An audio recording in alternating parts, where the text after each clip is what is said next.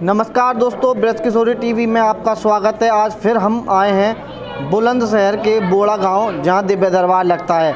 मेरे पीछे दिव्य दरबार का पता लिख रहा है। वाकई जो दिव्य दरबार लगाया जाता है ये सिद्ध गोरखनाथ धाम है यहाँ पर, और जो पंडित राम कुमार शर्मा जी, उनका नंबर भी बाकायदा यहाँ पर लिखा हुआ है। अगर किसी को किसी भी तरह की कोई बात भी पूछनी हो तो वो भी पूछ सकता है। ये चोला बुलंदशहर रोड पर ये दिव्य दरबार है और बोड़ा गांव में ये दिव्य दरबार लग रहा है। मेरे पीछे गुरुजी दिव्य दरबार में जो भक्त आए हैं उनकी समस्या को सुन रहे हैं, और समस्या को सुनने के बाद निस्तारण किया जा रहा है। किस तरीके से समस्या का निस्तारण किया जा रहा है, दिव्य दरबार में बताया जा रहा है कि अगर किसी को किसी भी तरह की बीमारी हो, कैंसर हो, टीबी हो, उसका भी इलाज दिव्य दरबार में हो जाता है।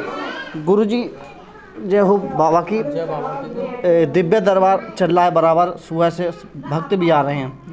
ये बताइए जी, बड़ी जैसे बीमारी होती हैं, टीबी की हुई, कैंसर की हुई, तो वो जैसे हॉस्पिटलों में ठीक नहीं हो पाते, तो यहाँ पर किस तरीके से उनको आराम हो जाता है? वो बाबा का हम सिर्फ आशीर्वाद देते हैं, धूना में बाबा के नाम की लौंग देते हैं, उससे उन्हें आराम भी मिलता है।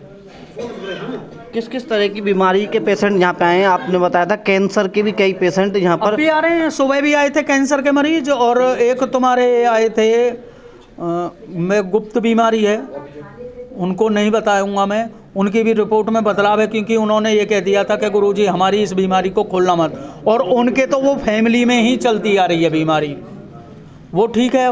और कैंसर के एक मरीज हैं, वो भी आ रहे हैं, उन्हें भी आराम है। और तुम्हारे कैंसर के फिलहाल में करीब 4 से 5 पेशेंट ठीक भी हो चुके हैं। और जिन्हें डॉक्टरी इलाज जैसे दवा नहीं लग रही है किसी में, मैं ये नहीं कहूँगा मैं डॉक्टर हूँ, डॉक्टर की दवा नहीं लग रही है, डॉक्टरी कोई दवा नहीं लग रही है, तो उन्हें दवा भी लग जाती है। जैसे किसी के दर्द हो, टीबी हो, कैंसर हो, या लीवर में प्रॉब्लम चल रही हो, शरीर में कोई परेशानी चल रही हो, उन्हें दवा नहीं लगती है, तो हम आशीर्वाद देते हैं, उसके आधार पर फिर उन्हें आराम मिलता चला आता है। अच्छा बाबा जी, किस तरीके से पता लग जाता है को इनको कैंसर की बीमारी है, टीबी की बीमारी है, उसका इलाज कितने दिन में संभव है दरबार पे आने के बाद? ये हमें बाबा जवाब देते हैं कि ये 17 बार बुलाना है, 21 बार बुलाना है, या 7 बार बुलाना है, जो हमें बाबा जवाब देते हैं। जो हमारा लौंग का जोड़ा तड़कता है, हम उसी अर्जी को उन्हें बताते हैं कि इतनी अर्जी आपको धाम पे देनी होंगी। दिव्य दरबार में बहुत सारे पेशेंट ऐसे भी आते हैं जिन पर ऊपर का चक्कर होता है, मसान भूत वगैरह होते हैं। महिला भी खेल रही थी और पहले भी हमने कई बार देखा है, तो ये कैसे पता लग जाता है कि महिला आती हैं, भूत खेलने लगती हैं, फिर आप ठीक कर देते हैं? और कई बार देखा भी गया ये। देखो, हम ठीक नहीं करते हैं हमारे गुरु और गुरु गोरखनाथ, हमारे जो गुरु हैं वो ठीक करते हैं, और हमारे गुरु करते हैं, और धाम के जितने भी हमारे देवगण हैं वो ठीक करते हैं। हम तो एक आम इंसान हैं, हम तो बाबा की जो आज्ञा होती है उसका पालन करते हैं, बात और कुछ नहीं करते हैं। भाई गुरु के बिन तो ज्ञान ही नहीं है, तो हम कौन है? हमारे गुरु ही करेंगे जो करेंगे। अगर किसी पे भूत प्रेत है तो कितने दिन में यहाँ पर आकर वो ठीक हो जाता है? खींच करके वो 5 रविवार में वैसे उससे बिल्कुल ठीक हो जाता है, मगर जो खेलते हैं उन्हें हम 17 रविवार बुलाते हैं। अच्छा आप एक बार बताइए, बहुत वो चल रहा है कि जैसे कैंसर पे अभी हम आपसे बात कर रहे थे, कैंसर की बीमारी कई लोग ठीक हो गए, तो लगभग आपके नॉलेज में कितने मरीज होंगे जो बड़ी बीमारी हुई हैं, उनके यहाँ पर आकर मरीज ठीक हुए हैं? देखो जी, गिनती तो मेरे पास है नहीं, मगर लगभग मैं कहूँगा कि 1000-2000 से ज़्यादा की संख्या में पब्लिक ठीक हुई है यहाँ पर। बड़ी बीमारी? जी हाँ, बड़ी से बड़ी बीमारी। एक दिल्ली के हैं, हरीश चौहान है उनका नाम, उनके लीवर ही ख़त्म बताया था, वो लीवर बदला जा रहा था उनका, तो मैंने उनसे 2 दिन का टाइम मांगा, तो डॉक्टर भी उसमें हेल्प कर गए कि रिपोर्ट कैसे चेंज हुई। उनका आज लीवर चेंज भी नहीं हुआ है, बिल्कुल फिट है वो।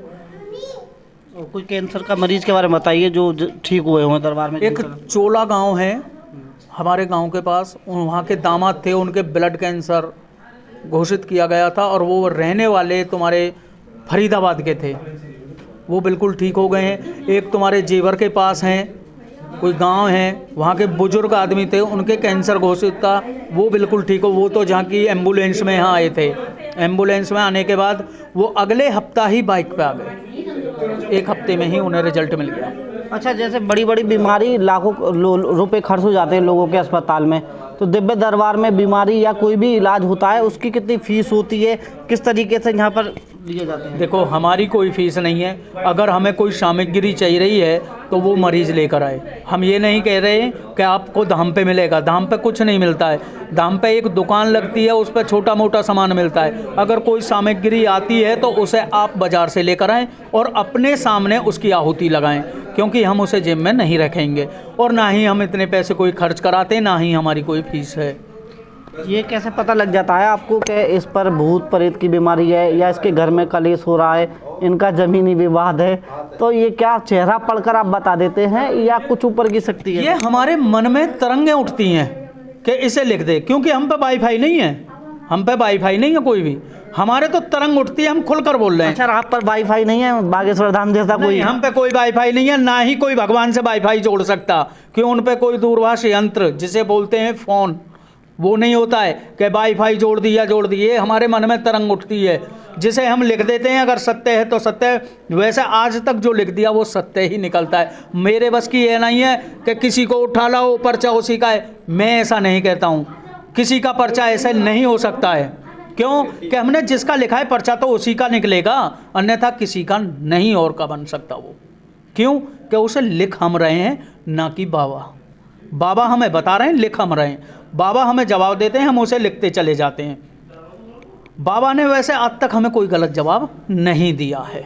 हमारे दिल में तरंग उठती है, ना ही हमारे आगे कोई टेलीविज़न चलता है, ना ही हमारी कोई वाईफाई कनेक्ट होती है, ना ही हमारे कान में कोई बताता है, ना ही हमारे पास कोई दूत रहते हैं। हमें तो जो दिल में बाबा ने कह दिया वो लिख दिया, वो फाइनल है। एक छोटी सी बात और है, कमेंट्स में लोगों ने ये पूछी है कि बाबा दरबार लगाते हैं, जैसे कोई बाहर रहता है, दूर रहता है, नहीं आ पाता, छोटी मोटी बीमारी होती है, तो वो क्या किस तरीके से बाबा हमें बता दें जिसका हम उपाय कर लें घर बैठे हुए? देखो पहली बात तो कोई भी बीमारी है डॉक्टर के पास जाओगे जब ही बीमारी कटेगी। दूसरा मैं एक उपाय बता देता हूँ, उससे शांति मिलेगी। बाबा गुरु गोरखनाथ के नाम की अपने यहाँ जोत जलाएं और उनके नाम का जल दें, और एक नारियल लें, उसे लीले कपड़े में बांधें या भगवा रंग के कपड़े में बांधें, उसमें 5 लौंग और 2 जायफल लगें सिंदूर लगाकर, ठीक है जी। उसे रख लें, उसे करीब 2.25 माह अपने घर में रखें और फिर चलते हुए पानी में उसे सिला दें। उनके घर में सुख शांति और वृद्धि भी होगी। पैसा भी ऐसे ही आ जाएगा? हाँ, वृद्धि भी होगी उसमें।